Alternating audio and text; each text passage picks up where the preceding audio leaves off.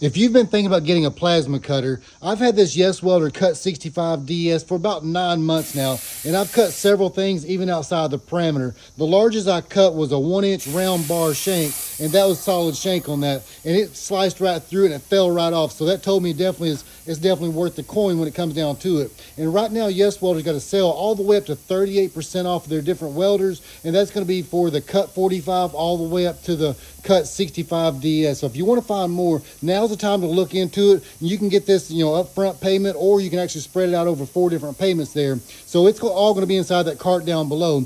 But I also had a question that come up on how does this thing work? So there's no oxygen, no acetylene needed on this right here. And the way this works is you've got a 110 or a 220, depending on how you want to run this, that plugs in, that gives us that arc. And so with that, what I mean by that, inside of this right here, torch, you'll be transferring the arc through the metal, and that'll be using the compressed gas or the air from your air compressor plugged into the separator regulator here that's able to take that hot molten from the arc and blow it through it, and that's going to give you your cut. So the only thing that you need is 3 items on this. One, you've got to ground a clean workpiece. You've got to have 110 or 220, and then you've got to have an air anywhere from 45 to 90 psi. And I've used this for sheet metal on very thin, such as I believe it was a pancake compressor, 2.5 CFM, somewhere around that range on it. And I was able to keep up with that very thin sheet metal, but the thicker the metal, the more air volume that I needed. So getting by with a 15 or 30 gallon, not running it continuous, versus 60 plus that you can run this within its duty cycle. So pretty hot machine here.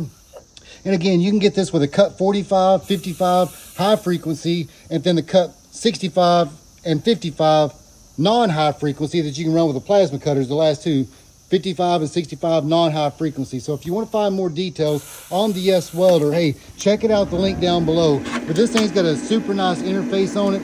So it's basically going to give you that 2T or 4T, which means you hold the trigger throughout the cut, or you can tap it to release it. So that's the easy setting on it. And when you're talking to 110, you're usually around 45 amps that you can run. When you plug it into the 220, now you'll bump up to the 65 amps. So pretty solid. And this right here is going to be your air consumption, or how much is actually setting on the rear of it. And then you got the regulator that you can dial it down. So very nice setup. And again, this is easy just to be able to adjust your air pressure as well as your electro as far as your heat source, and bam, you're making the cut.